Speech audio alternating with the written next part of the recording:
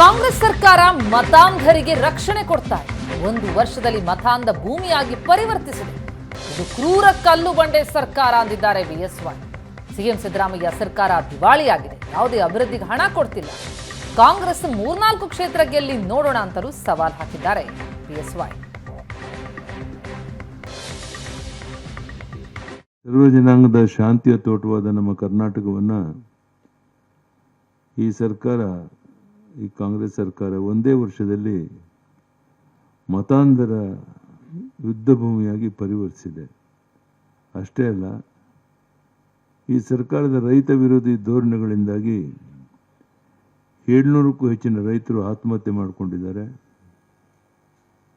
ಬರಗಾಲದಲ್ಲಿ ರೈತರಿಗೆ ಆಶಾಕಿರಣವಾಗಿ ಕಿಸಾನ್ ಸನ್ಮಾನ್ ಯೋಜನೆಯನ್ನು ಹೆಚ್ಚುವರಿಯಾಗಿ ನೀಡಲಾಗ್ತಿದ್ದ 4,000 ರದ್ದುಪಡಿಸಿದ್ದಾರೆ. ಒಟ್ಟಿನಲ್ಲಿ ಇದು ಒಂದು ಕ್ರೂರ ಹಾಗೂ ಕಲ್ಲು ಬಂಡೆ ಹೃದಯದ ಸರ್ಕಾರ ಎಂದು ಇಷ್ಟಪಡ್ತೇನೆ. ಸಿದ್ದರಾಮಯ್ಯನವರ ಸರ್ಕಾರ ದಿವಾಳಿಯಾಗಿದೆ. ಯಾವುದೇ ಅಭಿವೃದ್ಧಿ ಕಾರ್ಯಕ್ಕೆ ಹಣ ನೀಡ್ತಾ ಇಲ್ಲ. ನೀವು ಬನ್ನಿ ನನ್ನ ಜೊತೆ, ಎಲ್ಲಿಗೆ ಬೇಕಾದರೂ ರಾಜ್ಯದ ಯಾವುದೇ ಜಿಲ್ಲೆಯಲ್ಲಿ 1 ಕಿಲೋಮೀಟರ್ ರಸ್ತೆ ಎಲ್ಲಾದರೂ ನಡೀತಾ ಇದೆ ತಾವು ಹೇಳಿ ನೋಡೋಣ. ನೀರಾವರಿ ಯೋಜನೆಗಳು ಸಂಪೂರ್ಣ ಸ್ಥಗಿತ ಆಗಿದೆ. ಗುಂಡಿ ಬಿದ್ದ ರಸ್ತೆಗಳು ಗುಂಡಿ ಮುಚ್ಚಕ್ಕೆ ಇವರಿಂದ ಆಗ್ತಾ ಇಲ್ಲ. ಜನಹಿತವನ್ನು ಸಂಪೂರ್ಣ ಮರೆತು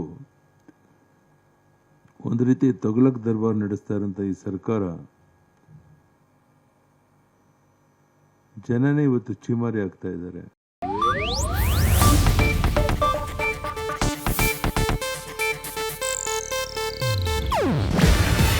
ಇದು ಏಷ್ಯಾನೆಟ್ ನ್ಯೂಸ್ ನೆಟ್ವರ್ಕ್ ಪ್ರಸ್ತುತಿ.